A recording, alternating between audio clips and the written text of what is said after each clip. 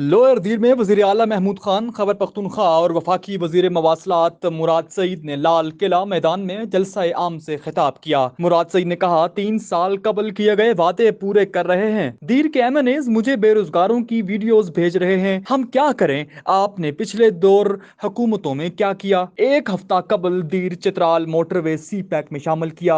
आज सवात के साथ दीर भी तरक्की कर रहा है। सी पैक ने मगरबी रूट शामिल किया। कुमराट, दीर और चित्राल के जन्नत नजीर इलाकों की सड़कों पर काम शुरू करेंगे। लोअर दीर, खैबर पख्तूनख्वा का हर शहरी 10 लाख रुपए तक फ्री इलाज करवा सकता है। वजीर आला महमूद खान ने जलसे से खिताब करते हुए कहा, 2018 में जिस तरह इमरान खान का साथ दिया है, इसी तरह 2023 में साथ देंगे।